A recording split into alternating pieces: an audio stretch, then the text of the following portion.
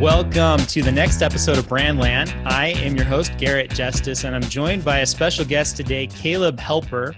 He's the creative director for Lucid Chart. Caleb, how are you doing today? Good. How are you doing, Garrett? Great. It's great to have you on the show today. So those of you who might be thinking, Lucidpress, Lucid Chart, yes, the companies are related here. So Lucid Chart is our sister product, has been around a little bit longer than Lucidpress. But Caleb, I am really excited to pick your brain today on a really fun topic with video, just with your background and your interests. I'm excited to dive into that. But before we do, would you mind giving our listeners a little bit more context on your background, your career so far, and also what Lucid Chart does? Yeah, I'm currently the creative director for Lucid Chart, but my ties to video go way back. So I studied film and video in college. I immediately went into video advertising in Chicago, and so edited TV commercials that were nationally broadcast and web commercials, and got to see some great work coming from some major ad agencies, and that was really great, but needed a shift. And so that's where I kind of took the change and decided to go to Lucid Chart and was doing video marketing. And so, and that's kind of where this Doggo's campaign that we're going to talk about was born. So that's kind of my story. Video is my strong background, and kind of expanding from there into larger brand things now.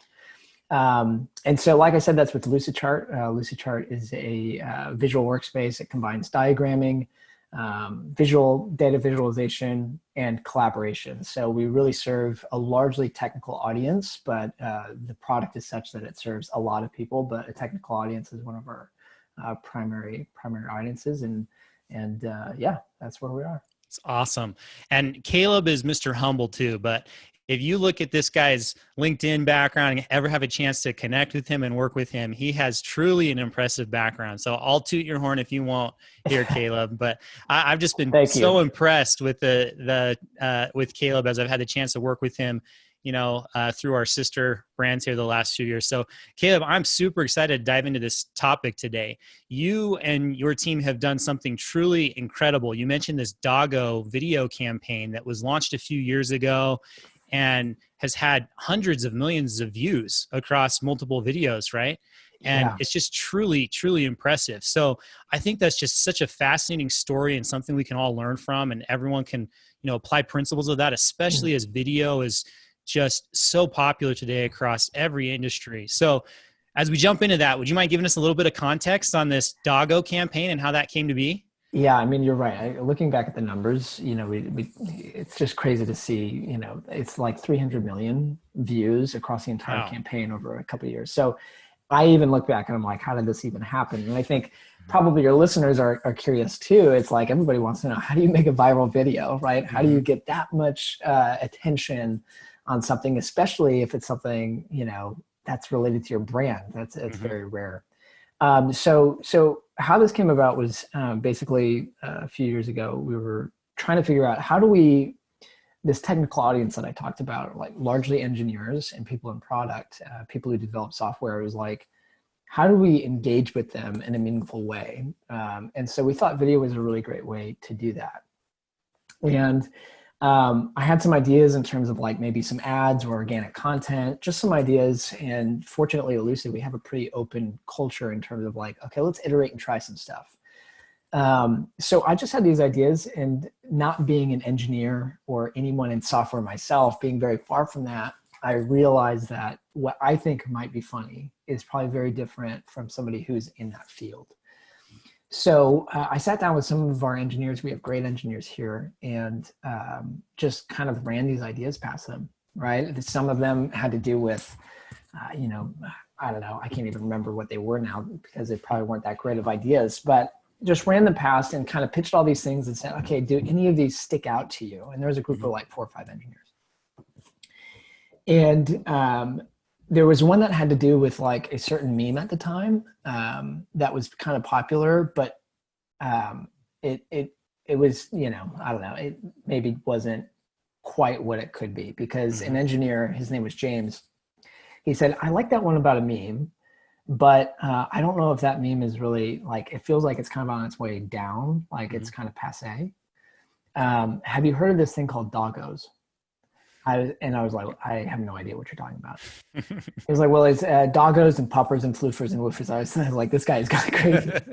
This is James Judd on our team, and he's fantastic.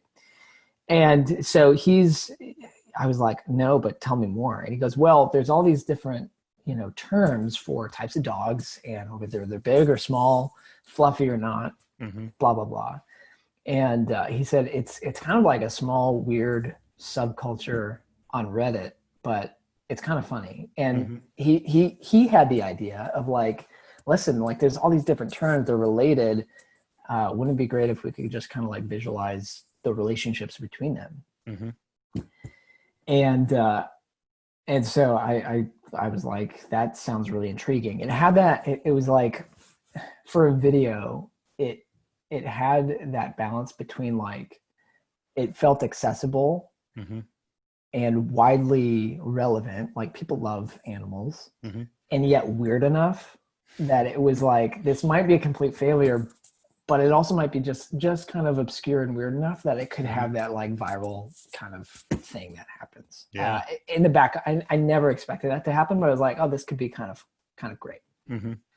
So that's a crazy thing, is I think back in this, the idea was not from the creative director. It was not from me, a video manager. It was not from anybody in marketing. It was from an engineer in our company. And so I took that idea, did a couple different iterations, didn't spend a crazy amount of time on, figuring out how do we visualize this, just try to figure out what is, the look and feel of the video, and landed on a very lo-fi, grassroots, authentic feeling thing, because it felt true to, the type of content that these doggos people liked. And we put it together it's probably just a matter of a couple of days, put this thing together. And so then we posted it on a Friday. I showed it to our chief marketing officer. And I was like, here's this thing that we did. And he was like, okay, like for sure. Why not? And then I left for a trip to go hiking in Canada. And it was on a Saturday, and I came back and like had no service during the day. I came back to our Airbnb, and there's all these messages from like the colleagues and like everybody of like, hey, something's going on with this video. And it had just gone viral, truly in the truest sense of the word. We posted it to Reddit and to our YouTube channel. At the time, our YouTube channel had 2,000 subscribers. So not like a crazy organic, audience there. And this subreddit didn't have a crazy number of followers. And this is like, there was maybe like a couple news articles. NPR had an article about it, but there was not a lot of knowledge around this in the larger world. And we posted it to that subreddit, and then all of a sudden it just started to catch like wildfire. Somebody tweeted about it who had a decent following. Then media channels like 9gag and Unilad picked it up, and they have like, millions of subscribers, and it just spread from there. It was crazy. Fascinating. Yeah. So it cost about $30 for a couple stock photos, and like it was my voice on it. It was like the most unassuming production you could imagine, and yet had that kind of results. Wow. And then you've just leveraged that into a whole series of videos of other versions of that. Is that right? That's exactly right. So it's like, okay, well, we did doggos. There's more doggos terms. Let's do that. Yeah. Is there something for cats? Yes. Is there something for all these different types of animals? Sure. Yeah. And even out into not just animals, but, what's happening at large. Right. Yeah. So there's a lot of different kind of memes and meme culture that we tapped into, and it was a lot of fun to do. That's so fascinating. I think there's so many things that we can kind of learn from this story. A couple of things that stand out to me that I really like about what you said is it started with, just a culture of experimentation and trying things. And I think that was probably key to being able to feel comfortable trying this random thing. I love that the idea came from someone else across the team. So it was a collaborative effort, right? Yeah. And that it was just kind of surprising and happened. But then when it happened, you leveraged and leaned into the opportunity and pushed on it, and have gotten just, amazing benefits from it. So Yeah. It's so awesome hearing this story. So why do you think that these videos have worked so well? What about it? Yeah, I think there's a couple things, and again, like you said, Gary, it's like that iterative approach where it's like, we didn't have to go through this huge kind of like, and there's times for this, but we didn't have to go through this huge process of figuring out exactly what we think is going to work, but more so by just kind of trying some things, something really hit, then we reflect and say, okay, why did that work? We've taken that into other things as well outside of this campaign. So I think the things that really made it like a success for vast amounts of people and for us is that we didn't try to shoehorn our product into it, and yet I think you can go to the other end of the spectrum. We weren't like doing something really fun and it had nothing to do with us, and then we just like tag our product on the end, And so it's finding that like wonderful, beautiful middle ground where you say, it's the content, especially for something that's really brand awareness first. It's really about brand awareness. Saying, here's the content, and it's great content. It's engaging, or it's fun, or it's interesting, or it's educational. And it was built with the Lucid chart software, right? It was built on our platform, but we weren't in the first 5 seconds saying Lucid chart, Lucid chart, Lucid chart, Lucid chart. Yeah. You were just bringing people in, and then at the end revealing like, oh, this whole thing was built in this software called Lucid chart, and it was made by this company. Like, and then it had that effect on people who were like, oh, that was like smart. Right. And that was kind of clever. Yeah. Did not expect that to be an ad, but appreciate it. So we had this like groundswell of people who were just like fans of Lucid chart because they felt like we did an ad right. Yeah.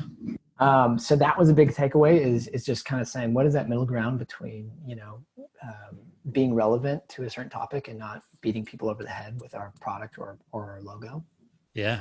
And then I think another big thing that we learned, was just being true. If there was a certain audience that you're going to serve, with content, and this one being like kind of this smaller but strong, subreddit, people who really care about doggos, just being true to the content type. If we did something like super polished, high production, whereas everything that they're posting are like really crunchy looking, low resolution images or stock stuff photos, like that. Exactly.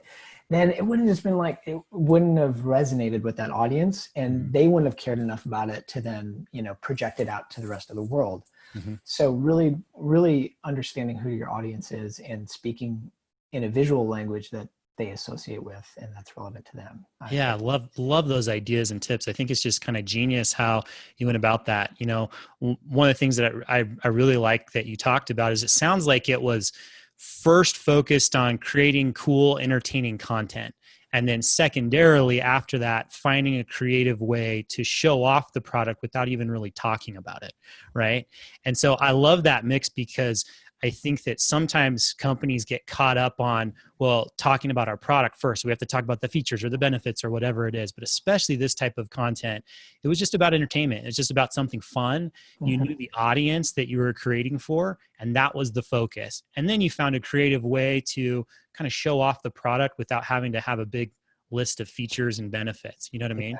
Exactly. I think that's a great balance. Yeah, and I think it's also what I've noticed is we have to know what the video is for, because there is a place where you say, hey, here's all our features and benefits in a video, and video can be really good about that. But if you start to try to bring everything together in one piece of media, where we want to capture your attention and really make you, aware of who we are, but in a really fun way, and really try to tell you and sell you on all these different things, that becomes very hard. And that's where, and we might get to this later, but video sequencing can be really helpful, where you say, let's capture their attention with something that's really interesting and fun.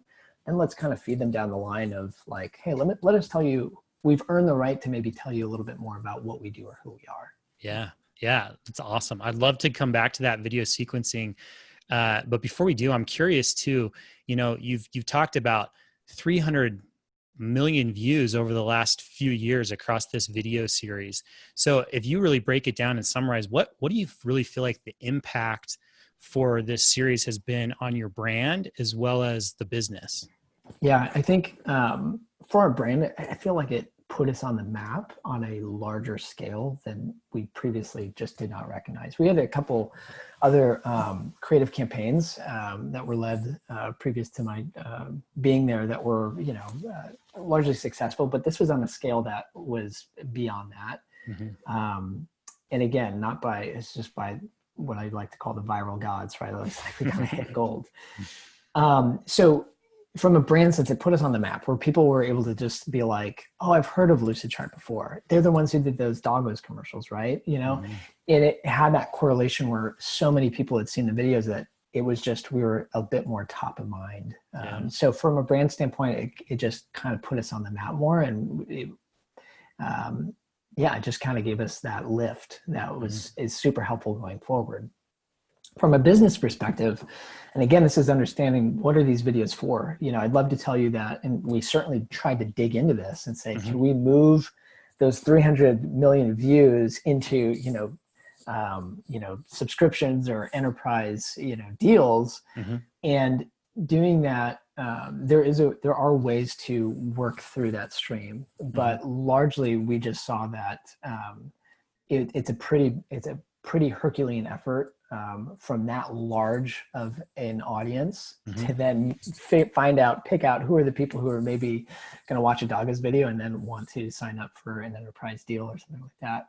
That's a pretty big effort. So what we decided was, we felt really good about the awareness and the lift that gave from a brand perspective. And there were certainly plenty of comments that we saw, anecdotal, of like, hey, I love your videos. I was showing them to my manager. We actually just started talking and switched over, from a competitor to you guys. Right. And so, it's not, sometimes we like to have the perfect metrics and stuff like that, where we can say, this campaign, it led to all these kind of things. For us, it was enough to say this campaign served its purpose for a very low investment. And we're seeing these things anecdotally. And so, sales people would go and they would be having conversations, and it was just like a nice barrier. Like it would just kind of break down barriers of entry and be like, oh yeah, you guys did those videos, and opened up conversations and allowed things to happen. So I would say that's probably the biggest thing I'd say. I love that. I think that's great. I think that, that's refreshing, hearing that from you, especially from a company that it's a tech company. It's very data-driven company. And I think a lot of times companies like that or others think that every single thing has to be measured and has to lead to revenue, right? And they lose sight of that brand building and the awareness and the value that comes from that. And maybe you can't track how many of those people of those 300 million views turned into customers, or the positive conversations that they had with someone else they were talking with that they ended up purchasing. Sometimes you can't track all of that, but I love hearing that from you, because I think that doesn't mean we shouldn't do it, right? Like there's a lot of value that comes from building brand and building awareness. So I love that. That's great.